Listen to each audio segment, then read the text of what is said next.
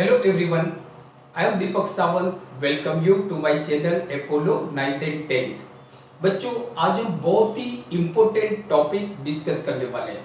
आज का जो हमारा टॉपिक है वो है क्लास नाइन्थ में फिजिक्स का हमारा टॉपिक है दैट इज ग्रेविटेशन और today is a lecture 1 means के डे 1 है। अब देखो बच्चों जो ग्रेविटेशन चैप्टर है वो आपकी स्कूल के एग्जाम के लिए बहुत ही इंपॉर्टेंट है, बहुत ही ज्यादा इंपॉर्टेंट है, आप ऐसा बोल सकते हो। बराबर, क्यों इंपॉर्टेंट है? क्योंकि ग्रेविटेशन में से आपकी स्कूल के एग्जाम में काफी सारे क्वेश्चन पूछे जाते हैं। दूसरा जो चैप्टर है ग्रेविटेशन, वो काफी सारे बच्चों मतलब बहुत सारे ऐसे स्टूडेंट होते हैं जिनको ग्रेविटेशन चैप्टर अच्छी तरह से मालूम ही नहीं पड़ता है, या काफी सारे ऐसे स्टूडेंट होते हैं जिनको ग्रेविटेशन चैप्टर जो है वो थोड़ा टफ लगता है, मीन्स के अच्छी तरह से समझ नहीं पाते। इसके न्यूमेरिकल है, इसकी कुछ डेफिनेशन है, इसके कुछ कंसेप्ट है, वो बच्चे समझ नहीं पाते हैं।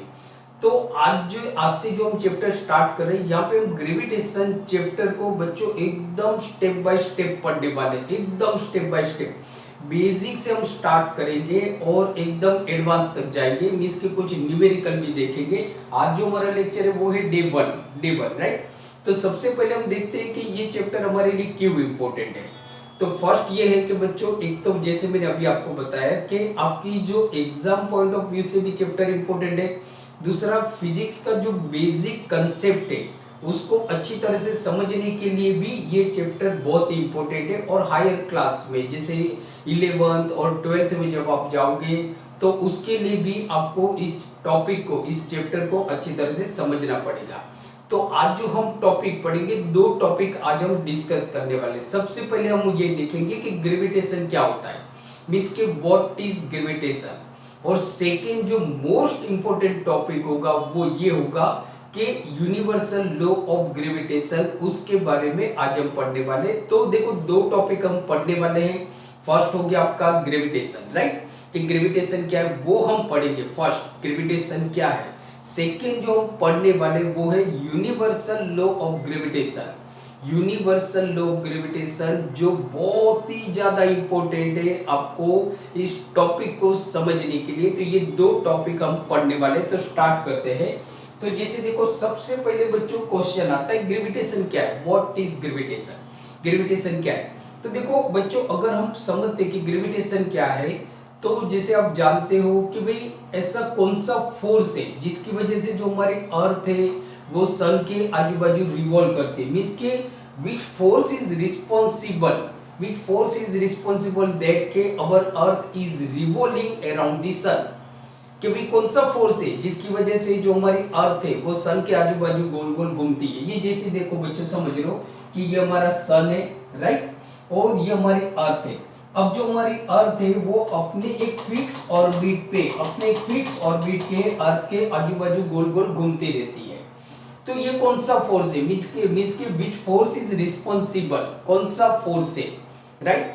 दूसरा देखो अगर हम दूसरी चीज समझते हैं बच्चों, तो ये होता है कि भाई जो हमारा मून है, जो हमारा मून है वो हम कौन से फोर्स की वजह से जो मून है वो हमारे अर्थ के आजू बाजू गोल गोल घूमते रहता है, राइट, अर्थ के आजू बाजू गोल गोल घूमते रहता है। जैसे एग्जांपल ले लो कि ये हमारी अर्थ हो गई और ये हमारा मून हो गया।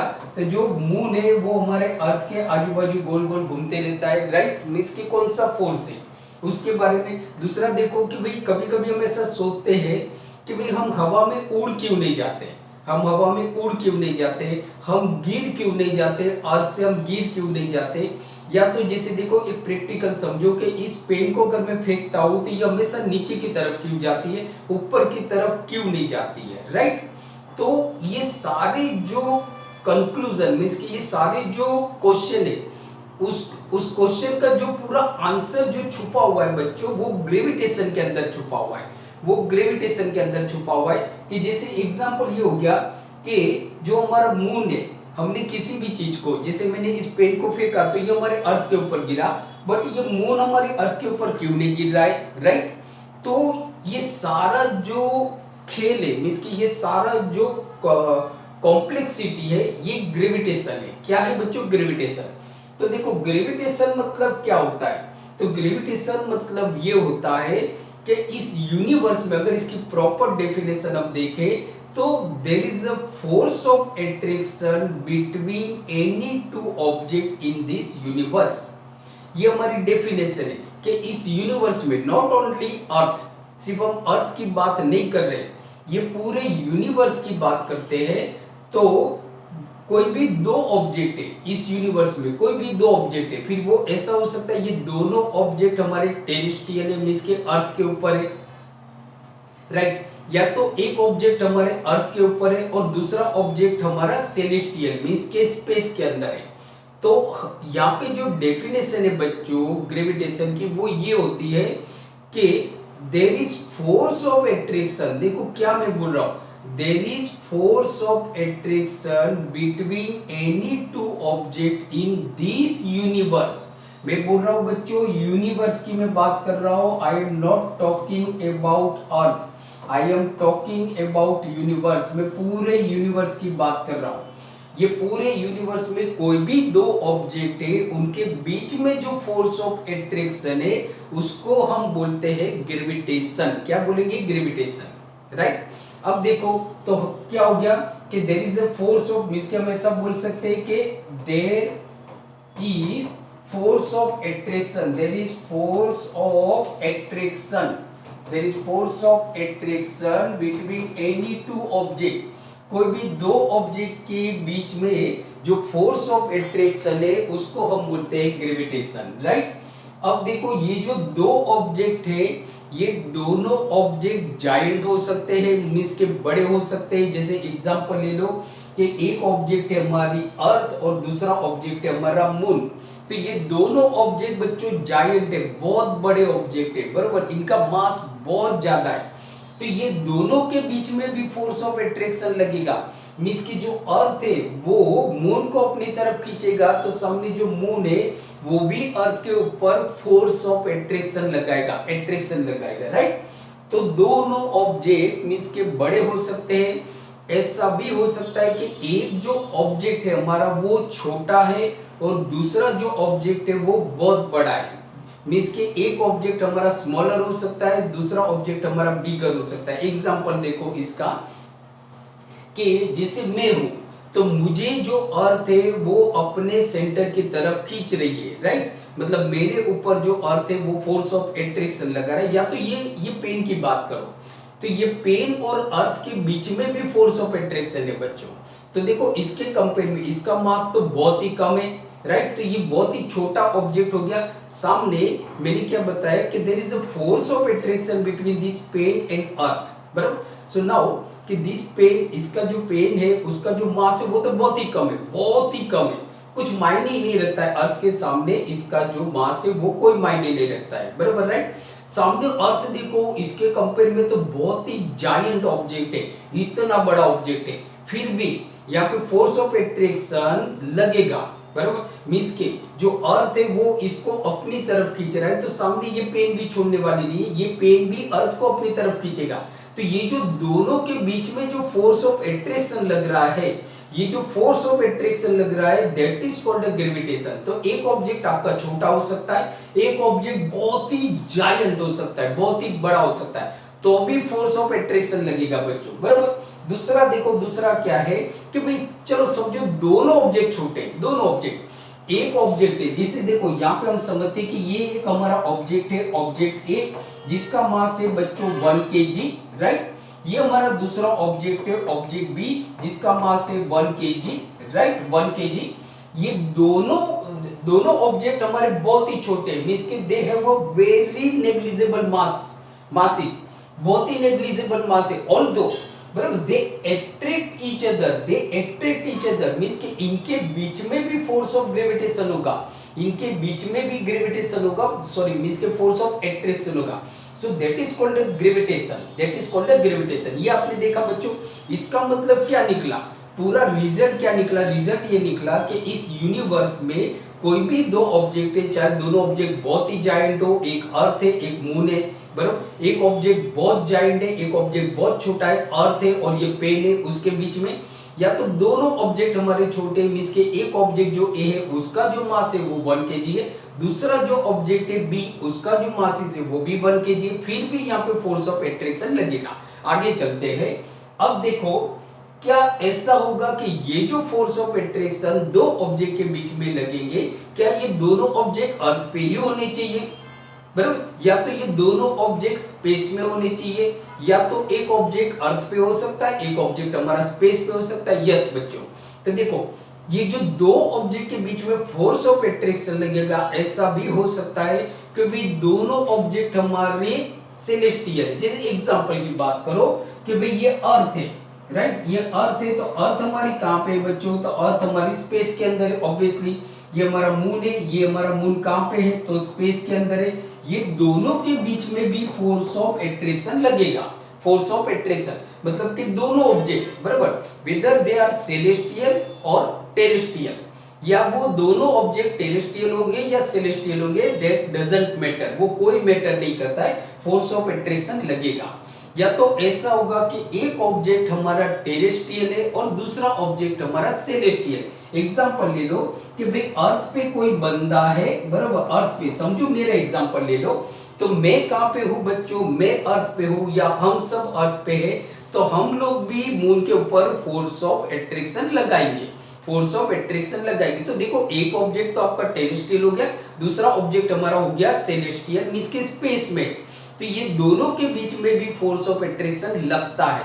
या तो दोनों ऑब्जेक्ट हमारे टेरेस्ट्रियल, दोनों ऑब्जेक्ट हमारे टेरेस्ट्रियल, इसका मतलब ये समझ लो कि भाई मैं कहां पे हूं, मैं अर्थ पे हूं, ये बोर्ड कहां पे, अर्थ पे, मैं भी इस बोर्ड के ऊपर फोर्स ऑफ अट्रैक्शन लगा रहा हूं, ये बोर्ड भी मेरे ऊपर फोर्स ऑफ अट्रैक्शन लगाएगा, मींस के there is a force of attraction between me and this object, means के दिस बोर्ड। तो हम दोनों कहां पे, टेरेस्ट्रियल, मींस के ऐसा हो सकता है जो फोर्स ऑफ अट्रैक्शन दो ऑब्जेक्ट के बीच में लग रहा है, तो एक ऑब्जेक्ट आपका टेरेस्ट्रियल हो सकता है, एक ऑब्जेक्ट आपका सेलेस्टियल हो सकता है, इट डजंट मैटर, ये मैटर नहीं करता है, राइट। आप ऐसा नहीं बोल सकते कि यूनिवर्स में, मींस के जो दूसरा कोई प्लैनेट है वो हमारे ऊपर अट्रैक्शन फोर्स नहीं लगा रहा है, नहीं, ऐसा नहीं होता है, हम लगाते हैं, राइट। दूसरा देखो, अब इनके बीच में डिस्टेंस की बात करें, क्या जो फोर्स ऑफ अट्रैक्शन होता है वो जो डिस्टेंस होता है वो छोटा होगा या बड़ा होगा या क्या होगा। तो देखो ये जो डिस्टेंस है, चाहे वो ऑब्जेक्ट कितने भी फार अवे हो, मींस के they are far away from each other, एक दूसरे से दूर है। एग्जांपल ले लो कि भाई अर्थ और मून के बीच में काफी किलोमीटर का डिस्टेंस है, फिर भी फोर्स ऑफ अट्रैक्शन लगेगा, बराबर। सो ये डजंट मैटर कि whether they are far away और नियर बाय, बराबर, वो लोग पास है या दूर है, कोई फर्क नहीं पड़ता है। तो दूर होंगे तो भी फोर्स ऑफ अट्रैक्शन लगेगा, बराबर, पास होंगे तो भी फोर्स ऑफ अट्रैक्शन लगेगा। मैंने क्या बताया कि भाई देखो मैं और ये बोर्ड, हम दोनों तो बहुत पास है एक दूसरे के बीच में, तो भी बच्चों फोर्स ऑफ अट्रैक्शन लगेगा, तो भी फोर्स ऑफ अट्रैक्शन लगेगा। दूसरा देखो कि भाई क्या इनके बीच में जो मीडियम है कोई स्पेसिफिक मीडियम होगा तो ही फोर्स ऑफ अट्रैक्शन लगेगा, भाई एयर होगा, सॉलिड होगा, वाटर होगा या कुछ भी नहीं होगा तो फोर्स ऑफ अट्रैक्शन लगेगा। तो देखो कुछ भी मीडियम हो दोनों के बीच में कोई मायने नहीं रखता है, राइट। जैसे अर्थ और मून की बात करो वापस, तो अर्थ और मून के बीच में तो वैक्यूम है बच्चों, कुछ किलोमीटर ऊपर जाओ तो अर्थ का जो एटमॉस्फेयर है वो खत्म हो जाता है, तो वहां से अगर हम देखते हैं तो मून और अर्थ के बीच में तो बच्चों वैक्यूम है, या तो अर्थ और सन के बीच में भी तो वैक्यूम है, बराबर। तो कुछ भी मीडियम हो ये कोई मायने नहीं रखता है, चाहे वो एयर हो, चाहे वो वाटर हो, चाहे वो सॉलिड हो, चाहे वो हो ही नहीं, कोई मीडियम ही ना हो, वैक्यूम हो, राइट। तो ये हमारी परफेक्ट डेफिनेशन हो गई ग्रेविटेशन की। मैं डेफिनेशन को बच्चों रिपीट करता हूं कि व्हाट इज ग्रेविटेशन, ग्रेविटेशन क्या है। So gravitation is a phenomena of force of attraction between any two object in this universe. Again I repeat the definition कि gravitation is the phenomena that is the force of attraction between any two objects in this universe, whether they are terrestrial or celestial, whether they are small or bigger, means के whatever size, whatever shape, it doesn't matter, कोई matter नहीं करता है, बरोबर। वो लोग means के whether they are far away from each other or they are near to each other, एक दूसरे के पास है, ये कोई मायने नहीं रखता है, कोई मायने नहीं रखता है, बराबर। What ever medium between them, बराबर, ये कोई मायने नहीं रखता है। तो ये जो फोर्स ऑफ अट्रैक्शन होता है इसको हम बोलते हैं ग्रेविटेशन। मींस के सिंपली ग्रेविटेशन का मतलब क्या हो गया कि मैं आपको अट्रैक्ट कर रहा हूं, आप मुझे अट्रैक्ट कर रहे हो, ये जो फोर्स ऑफ अट्रैक्शन है इसको ही तो हम बोलते हैं ग्रेविटेशन, इसको ही तो हम बोलते हैं ग्रेविटेशन। कोई भी चीज जो अर्थ की तरफ हमेशा गिरती है तो ये भी फोर्स ऑफ अट्रैक्शन है, ग्रेविटेशन है, बराबर, अर्थ और उस ऑब्जेक्ट के बीच में। दूसरा बच्चों हमेशा याद रखना है कि जो ग्रेविटेशन होगा it is always attraction, force of attraction होगा, ग्रेविटेशन होगा it is always force of attraction, ये हमेशा फोर्स ऑफ एट्रैक्शन होगा, इट इज नेवर रिपल्सन। मतलब कि आप एक दूसरे से दूर जाते हो, बराबर। लाइक जैसे एग्जांपल ले लो कि भाई जब हम क्या करते हैं कि भाई जो मैग्नेट है उसका जो साउथ पोल है और इस मैग्नेट का जो साउथ पोल है दोनों को पास लाते हैं तो यहाँ पे रिपल्जन हो रहा है, मींस के रिपल्जन हो रहा है, मींस के they move away from each other, एक दूसरे से दूर जाते हैं, तो this is not a gravitation. क्योंकि जो ग्रेविटेशन होता है वो हमेशा फोर्स ऑफ अट्रैक्शन होगा, ये कभी भी रिपल्जन नहीं होगा, मींस के रिपल्सिव नहीं होता है, राइट। अब हम आते हैं बच्चों सेकेंड टॉपिक पे जो बहुत ही इंपॉर्टेंट है, जिसको हम बोलते हैं यूनिवर्सल लॉ ऑफ ग्रेविटेशन या तो Newton's universal law of gravitation, Newton universal law of gravitation.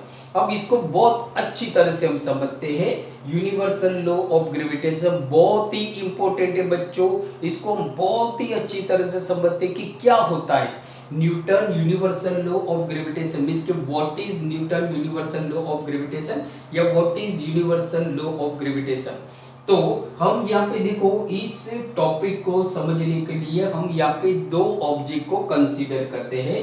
समझो कि एक ऑब्जेक्ट हमारे पास है बच्चों, एक जो ऑब्जेक्ट है वो है हमारा, एक ऑब्जेक्ट है ए, राइट, ये ऑब्जेक्ट हो गया हमारा और ये दूसरा ऑब्जेक्ट हो गया हमारा बच्चों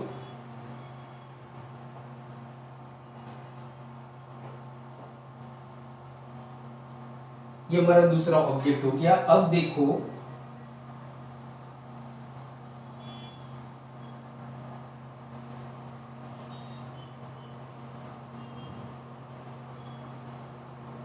अब जो यूनिवर्सल लॉ ऑफ ग्रेविटेशन है बच्चों इसको बहुत अच्छी तरह से समझते हैं, थोड़ा इसको दूर ले लेते हैं हम। अब देखो यहाँ पे हमारे पास दो ऑब्जेक्ट है, ये ऑब्जेक्ट है जिसको हम बोलते हैं ऑब्जेक्ट ए और इस ऑब्जेक्ट को हम समझते हैं बच्चों ऑब्जेक्ट बी। अच्छी तरह से समझो, बहुत इंपॉर्टेंट है, एग्जाम पॉइंट ऑफ व्यू से भी ये बहुत ही इंपॉर्टेंट है। तो देखो अभी हमने डेफिनेशन क्या देखी ग्रेविटेशन की, तो ग्रेविटेशन की डेफिनेशन हमने ये देख ली कि यूनिवर्स में कोई भी दो ऑब्जेक्ट है, ये दोनों ऑब्जेक्ट एक दूसरे के ऊपर फोर्स ऑफ अट्रैक्शन लगाते हैं, राइट, फोर्स ऑफ अट्रैक्शन लगाते हैं, उसको हम बोलते हैं ग्रेविटेशन। तो यहाँ पे हमने दो ऑब्जेक्ट ले लिए, कुछ भी हो सकते हैं, मतलब कि एक ऑब्जेक्ट अर्थ हो सकता है, दूसरा ऑब्जेक्ट आपका मून हो सकता है, या दोनों ऑब्जेक्ट मतलब अर्थ पे ही है, या तो जैसे समझ लो मेरे और इस बोर्ड के बीच में, मतलब कोई भी ऑब्जेक्ट समझ लो, इसमें कोई मायने नहीं रखता है, बराबर, कौन सा भी ऑब्जेक्ट छोटा हो बड़ा हो कोई फर्क नहीं पड़ता है, राइट। अब एक चीज याद रखो बच्चों कि ये जो ऑब्जेक्ट है, हाँ, इसका मास हम कंसीडर कर लेते हैं कि समझो ऑब्जेक्ट ए है, जो उसका जो मास है वो हम ले लेते हैं m1 और ऑब्जेक्ट बी है उसका जो हम मास लेते हैं वो हम लेते हैं m2, क्योंकि जिस ऑब्जेक्ट का मास होगा वहां पे ही फोर्स ऑफ अट्रैक्शन प्रोड्यूस होगा, बराबर, जिसका मास ही नहीं है। जैसे एग्जांपल ले लो कि भाई समझो मैं यहाँ पे खड़ा हूँ, सामने भूत खड़ा है, गोश्त, तो अब आप ऐसे बोलोगे भाई ये गोश्त और आपके बीच में भी फोर्स ऑफ अट्रैक्शन है, नहीं, there is no force of attraction, there is always force of repulsion, बराबर, क्योंकि मैं तो दूरी भागूंगा ना, ऑब्वियसली, बराबर, हम गोश्त को देखेंगे तो दूरी चले जाएंगे, तो यहाँ पे कोई भी फोर्स ऑफ अट्रैक्शन नहीं लग रहा है, बराबर, बिकॉज भूत है भाई, उसका कोई भी मास नहीं है, उसका कोई भी मास नहीं है, तो फिजिक्स में हमने उसको कोई ऑब्जेक्ट कोई मैटर कंसीडर ही हम नहीं करते, बराबर, तो जिसका मैटर होगा उसकी हम बात करते हैं, इसके सॉरी जिसका मास होगा उसकी हम बात करते हैं। तो यहाँ पे दो ऑब्जेक्ट है, object A object B, object A का मास है m1, ऑब्जेक्ट बी का मास है m2। अब दूसरी चीज याद रखो कि ऑब्जेक्ट ए जो है ऑब्जेक्ट बी के ऊपर फोर्स लगाएगा, फोर्स ऑफ अट्रैक्शन लगेगा, तो सामने ऑब्जेक्ट बी भी ऑब्जेक्ट ए के ऊपर फोर्स ऑफ अट्रैक्शन लगाएगा। अब हमेशा याद रखो कि ये जो ऑब्जेक्ट बी के ऊपर जो फोर्स ऑफ एट्रैक्शन लगाएगा ये हमेशा सेंटर से लगाएगा, हमेशा सेंटर से लगेगा। जैसे एग्जांपल ले लो कि भाई ये हमारी अर्थ है बराबर, तो ये ऑब्जेक्ट अगर गिरेगा तो वो अर्थ के सेंटर की तरफ जाएगा, बराबर, सेंटर की तरफ जाएगा। तो हमेशा आपको याद रखना है कि जो फोर्स ऑफ एट्रैक्शन लगता है वो सेंटर से लगता है और सेंटर पे लगेगा। मींस कि ये जो ऑब्जेक्ट है वो इसको फोर्स लगेगा इसके सेंटर पे, सामने ये ऑब्जेक्ट इसके सेंटर पे फोर्स ऑफ एट्रैक्शन लगेगा। तो देखो इसको हम समझते हैं।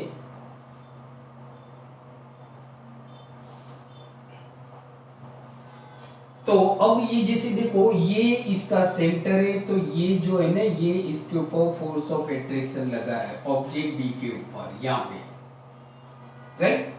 इस फोर्स को हम बोलेंगे बच्चों एफ ए बी बोलेंगे, राइट।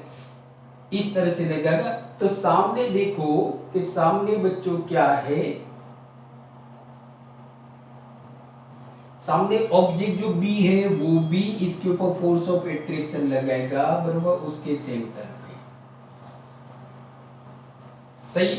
ये जो फोर्स लगेगा वो कौन सा फोर्स होगा, एफ, वो जो फोर्स लगेगा वो होगा एफ बी ए, राइट। अब दोनों के बीच में डिस्टेंस, दोनों के बीच में हमने देखा ना डिस्टेंस कुछ भी हो सकता है, बहुत छोटा डिस्टेंस भी हो सकता है और बहुत ही लार्ज डिस्टेंस भी हो सकता है। अर्थ और मून के बीच में जो डिस्टेंस है वो, तो डिस्टेंस भी जो हम कंसीडर करेंगे वो हम सेंटर से कंसीडर करेंगे। कहाँ पे, सेंटर से। ये भी बच्चों आपको याद रखना है, डिस्टेंस जो हम कंसीडर करेंगे वो सेंटर से करेंगे। मींस के यहाँ से हमारा डिस्टेंस कंसीडर करते हैं हम,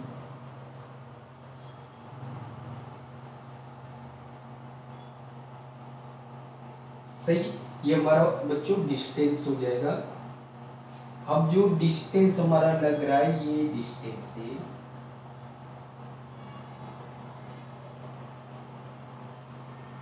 इसको हम बोलते हैं बच्चों आर। डिस्टेंस हम ले लेते हैं आर, राइट, आर। तो ये आप अच्छी तरह से समझ गए होंगे कि एक हमारे पास ऑब्जेक्ट है, ऑब्जेक्ट ए और ऑब्जेक्ट बी। ऑब्जेक्ट ए का जो मास है वो m1, ऑब्जेक्ट बी का जो मास है m2। ऑब्जेक्ट ए जो है फोर्स ऑफ एट्रैक्शन लग रहा है ab, ऑब्जेक्ट बी जो फोर्स ऑफ एट्रैक्शन लग रहा है ba, और दोनों के बीच में जो डिस्टेंस है, उनके सेंटर के बीच में जो डिस्टेंस है वो r है, r। अब देखो what is Newton universal law of gravitation, वो क्या है। तो फर्स्ट लॉ क्या है बच्चों, फर्स्ट लॉ ये बताता है कि फर्स्ट लॉ हमारा क्या है कि हमेशा याद रखो कि Newton universal law of gravitation state that, बराबर, कि जो फोर्स ऑफ ग्रेविटेशन लगेगा it is directly proportional to the product of their masses, it is directly proportional to the product of their masses. First तो हम ऐसा बोल सकते हैं कि it is directly proportional, it is directly proportional to the product of their masses, product of their masses।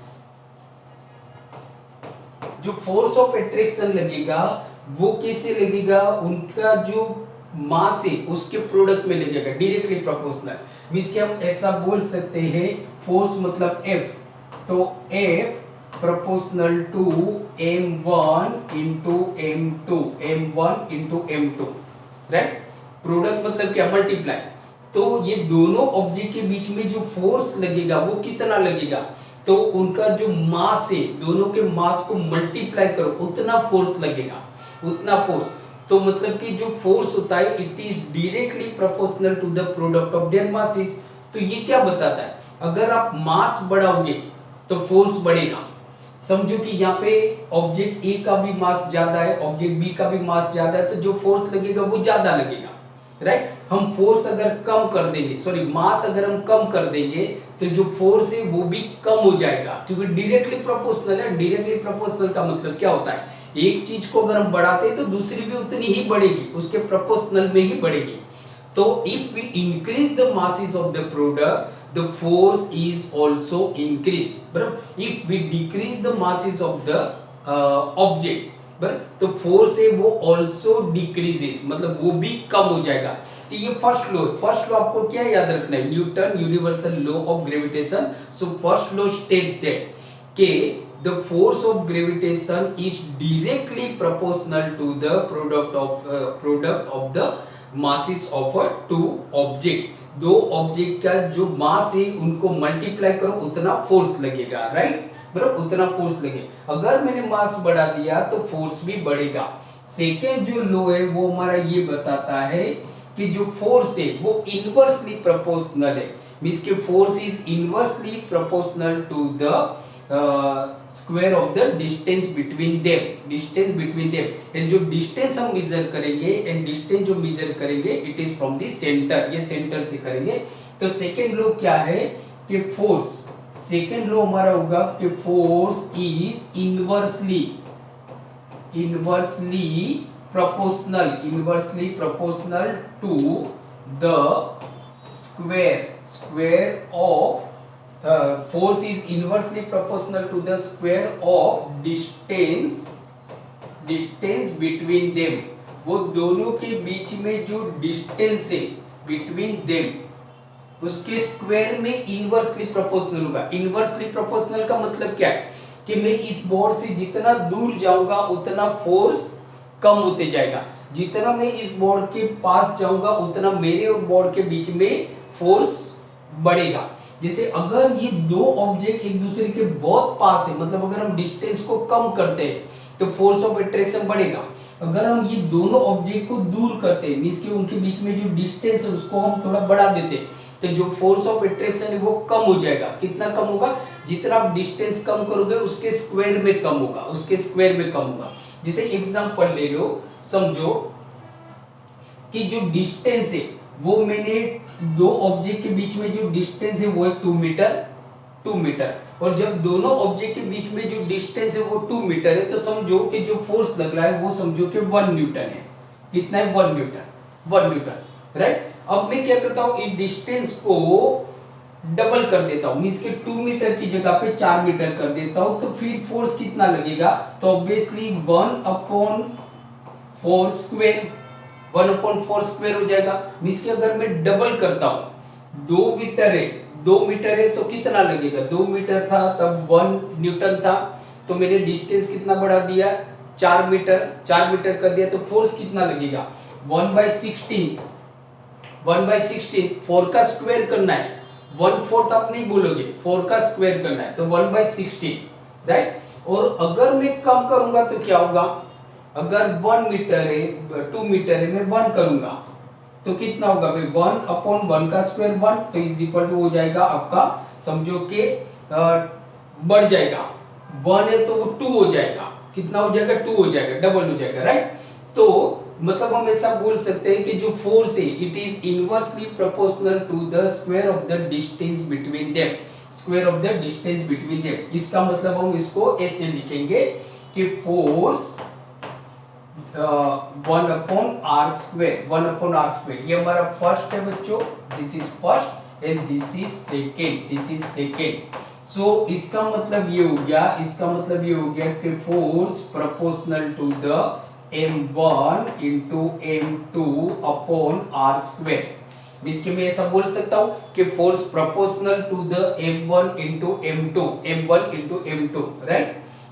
अब proportionality की sign हम हटा देते बच्चों, तो इक्वल की साइन करते, तो फोर्स इज इक्वल टू, तो प्रोपोर्शनलिटी की जगह पे हम क्या करेंगे, तो कर देंगे capital G m1 into m2 upon r²।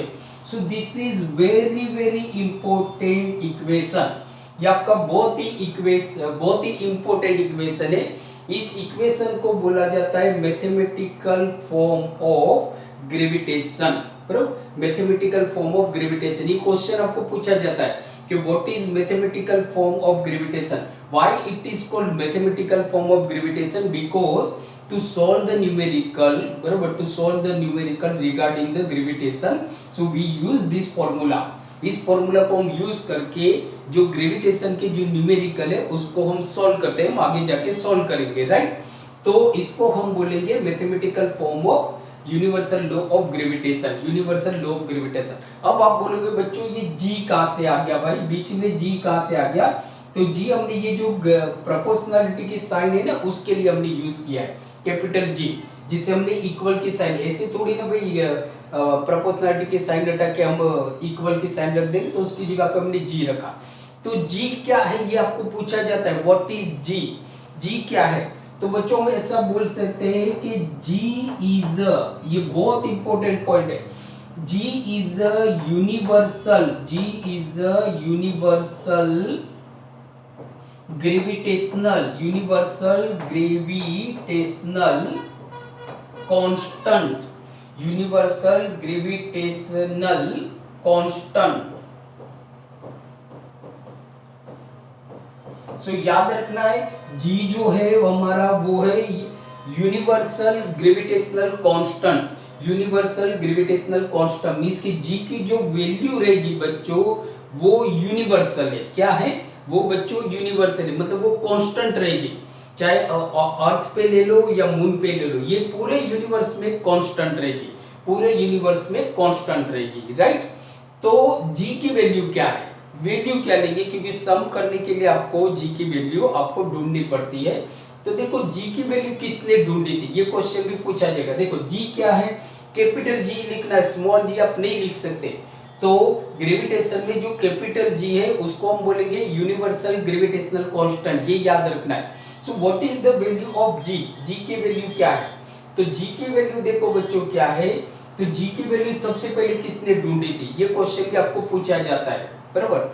तो the value of G was found by, किसने ढूंढी थी? हेनरी कैवेंडिश, हेनरी कैवेंडिश ने ढूंढी थी। हेनरी जो आपके टेक्स्ट बुक में दिया हुआ है, हेनरी कैवेंडिश।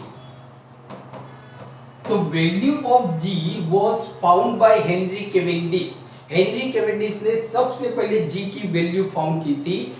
और ये अप्रोक्सीमेटली क्या थी बच्चों, जो पूछा जाता है प्लीज याद रखना, ये सम करने के लिए, न्यूमेरिकल सॉल्व करने के लिए बहुत इंपॉर्टेंट है।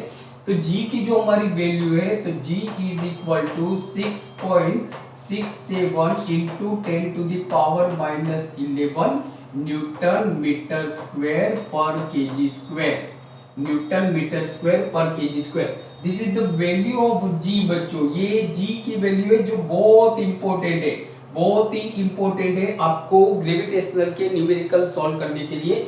जब भी आपको जैसे फोर्स निकालना है तो जी की वैल्यू आप रख दोगे, बराबर? 6.67 इंटू 10⁻11 M1 मतलब समझो ऑब्जेक्ट ए का जो भी मास दिया है 50 kg जो भी दिया है, बराबर? समझो अर्थ का दिया है तो आप अर्थ का मास रखोगे भाई 6 इंटू 10⁻24 kg, बराबर? M2 मतलब कोई भी ऑब्जेक्ट हो सकता है आपका, कोई भी ऑब्जेक्ट, जैसे समझो कोई ऑब्जेक्ट अर्थ की सरफेस पे ऊपर रखा है, वो हम देखेंगे अगले वीडियो लेक्चर में। तो जैसे 1 kg वाला मास है तो फिर M1 हम 1 रखेंगे। R मतलब क्या होगा, जो डिस्टेंस, समझो कि जो ऑब्जेक्ट है वो एक दूसरे से 4 मीटर दूर है, तो R is equal to 4 metre रख देंगे और G के वैल्यू हम ये रख देंगे, और उस दोनों ऑब्जेक्ट के बीच में आपको फोर्स ऑफ एट्रैक्शन मिल जाएगा, इसके कितना फोर्स लग रहा है, राइट? अब ये आता है कि जो यहाँ पे जो हमारा G है उसका SI यूनिट क्या होगा, G का SI यूनिट क्या है? तो इसको समझने के लिए बच्चों ये जो हमारा फॉर्मूला है, ये जो F वाला फॉर्मूला है उसको हम G में कन्वर्ट कर देते हैं। मैं यहाँ पे कन्वर्ट करता हूँ, जगह नहीं है तो देखो हमारा फॉर्मूला क्या है, F is equal to capital G M1 into M2 upon R square. अब मुझे ये जो फॉर्मूला है उसको G में कन्वर्ट करना है, तो G को मैं यहाँ पे ही रखता हूं। तो मैं क्या करूंगा, सारी वैल्यू उठा के यहाँ पे लेके जाऊंगा, तो R स्क्वायर यहाँ पे डिवाइड में यहाँ पे जाएगा मल्टीप्लाई, देयरफॉर क्या हो गया हमारा F R square is equal to capital G M1 into M2, ये हो गया आपका, राइट? हमको किसकी वैल्यू ढूंढनी है भाई, G की वैल्यू ढूंढनी है। अब ये जो M1 और M2 है दोनों यहाँ पे मल्टीप्लाई, तो उसको यहाँ पे लेंगे तो डिवाइड हो जाएगा।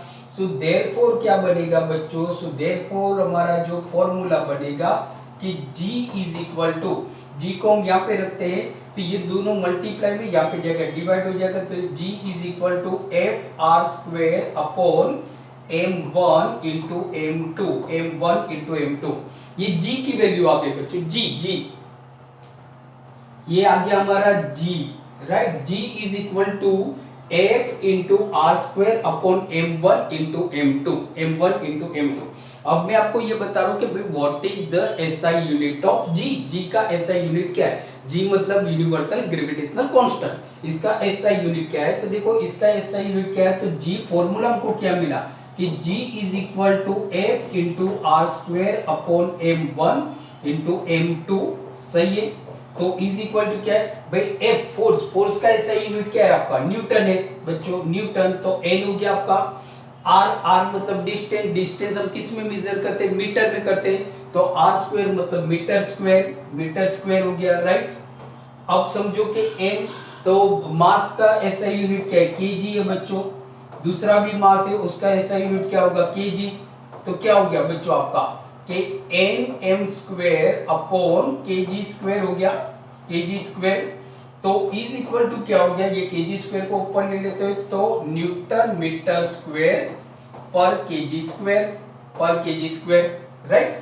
तो एसआई यूनिट ऑफ जी क्या हुआ बच्चों, एसआई यूनिट, ये एसआई यूनिट है जो आपको एग्जाम में क्वेश्चन पूछा जाता है, कि SI unit of universal gravitational constant is newton metre square पर केजी स्क्वायर स्लेश करके मैंने लिखा हुआ। इसको आप अलग तरीके से भी आप लिख सकते हो। मैं इसको ऐसे भी लिख सकता हूं कि न्यूटन मीटर स्क्वायर पर केजी स्क्वायर माइनस कर देता हूं, अगर मैं स्लेश निकाल देता हूं। तो ये क्या है, जी का एसआई यूनिट है, एसआई यूनिट ऑफ जी का एसआई यूनिट है, बहुत इंपॉर्टेंट है सम करने के लिए, बराबर याद रखना है। तो बच्चों हमने क्या देखा, आज हमने देखा दो चीज हमने देखी, what is gravitation and what is universal law of gravitation. I hope आज का वीडियो आपको अच्छा लगा होगा, तो प्लीज जाते जाते लाइक करना मत भूलिए। इस वीडियो को आपके जितने भी फ्रेंड है, सारे फ्रेंड के साथ इस वीडियो को शेयर कर दीजिए, राइट। दूसरा कि अगर आप मेरी चैनल को पहली बार देख रहे हो, फर्स्ट टाइम देख रहे हो, तो प्लीज यार चैनल को सब्सक्राइब कर दीजिए, बराबर। तो मिलते हैं अगले वीडियो लेक्चर में, वहां पे हम न्यूमेरिकल करेंगे, मींस के देखेंगे दो ऑब्जेक्ट, समझो कि एक ऑब्जेक्ट आपका, दोनों ऑब्जेक्ट बहुत छोटे हैं उसके बारे में हम देखेंगे, एक ऑब्जेक्ट आपका बड़ा है, एक ऑब्जेक्ट छोटा है उसके बारे में हम देखेंगे, और दोनों ऑब्जेक्ट बड़े हैं जैसे कि अर्थ और मून। तो ये न्यूमेरिकल करेंगे। तो मिलते हैं अगले वीडियो लेक्चर में, तब तक देखते रहिए अपोलो 9 10 और अपना ध्यान रखिए। Thank you very much and take care.